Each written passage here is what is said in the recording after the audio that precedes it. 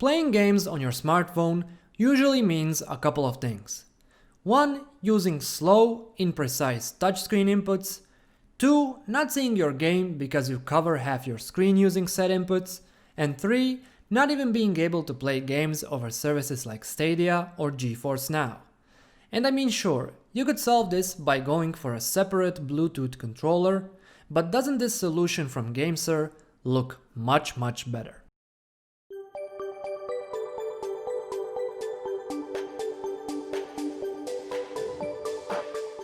GameSir X2 is a gaming controller that attaches to your smartphone. As opposed to Bluetooth controllers or those with various attachment modules, here the controller simply slides open to accommodate your phone, to which it connects directly via the USB-C connector. Considering that the mobile gaming is mostly done on the go, this makes the gaming experience with the X2 much more hassle-free and seamless than with separate wireless controllers. The design and button layout of the X2 is highly reminiscent of a Nintendo Switch and its Joy-Cons, with it obviously being narrower to seamlessly fit most standard phones. This essentially means that alongside asymmetrically positioned thumbsticks, on the left you'll find the traditional D-pad, and on the right you have the A, B, X and Y buttons. You even have the dedicated and highly convenient screenshot and home buttons, along with 2 contextual G and S buttons that do different things depending on what you have running on the smartphone.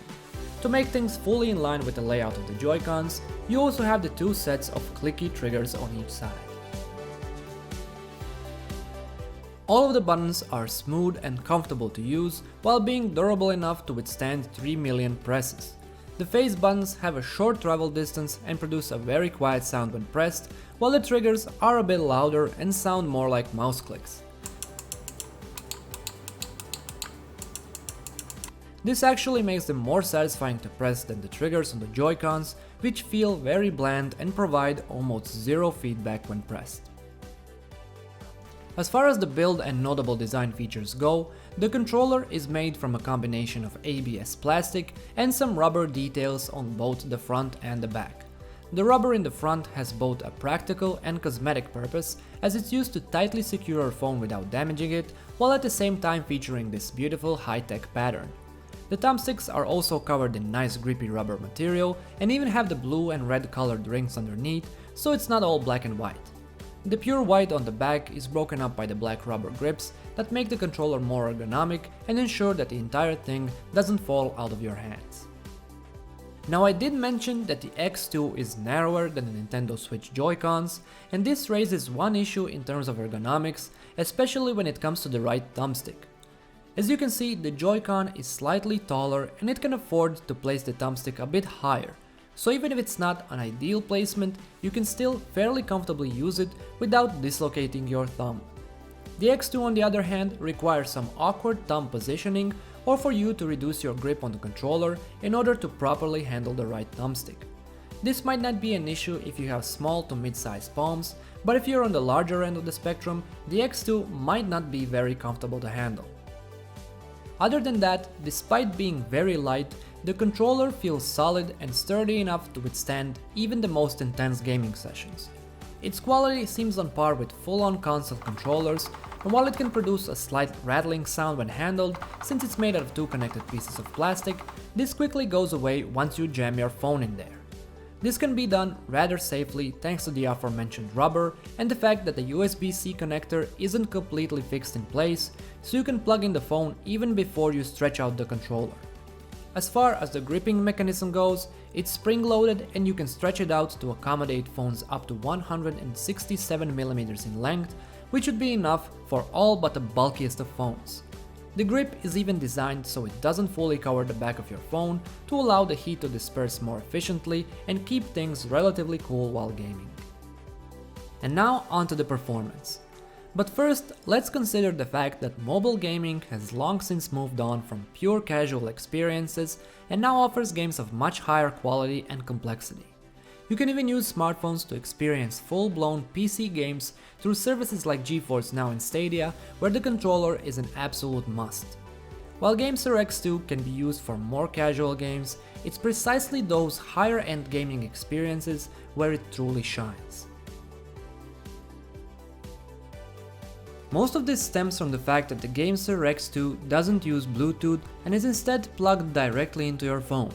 In fact, there are two major advantages of a wired connection, with the first one being the complete elimination of any sort of input lag. This can come especially in handy in competitive shooters, where using the X2 will not only make you more precise, but also much faster on the trigger.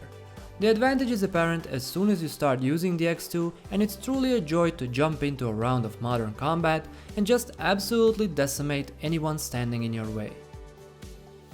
Keep in mind though that the X2 is not compatible with all the Play Store games. In fact, it doesn't support many highly competitive games like Call of Duty Mobile, for example, which will usually be playable exclusively through on-screen inputs. In order to avoid anyone getting a competitive edge, the X2 and similar controllers would surely provide. GameSir does have a full list of games that support the X2 and their other controllers, so I'd recommend checking that out before committing to a buy. The second advantage of the X2's wired connection has to do with the battery life. It might be somewhat of a surprise, but the X2 actually doesn't have a battery of its own and is instead powered directly by your phone. Now if you're thinking that this is a recipe for disaster, don't worry.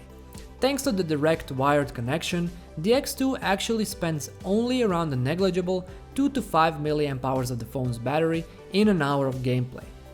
Pair that with a game streaming service that uses much fewer hardware resources of your phone, and you can have hours of non-stop gameplay. What's more, you even have a USB-C pass-through port on the bottom for charging the X2 if you start running out of juice. All of the above, coupled with increased control, makes using the X2 a true joy.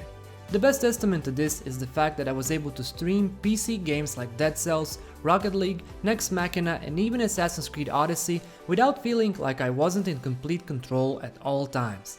I definitely got warmed up to the idea of using my smartphone as a little mobile gaming hub, and the onlookers were none the wiser, thinking I was using some amazing yet unknown handheld console. If there's one drawback to the GameSir X2, is that it only supports Android devices with USB-C input. iPhone and owners of older Androids with micro USB inputs will unfortunately have to try their luck elsewhere. While GameSir does provide alternatives, most of them fall into the classic separate controller with a Bluetooth connection.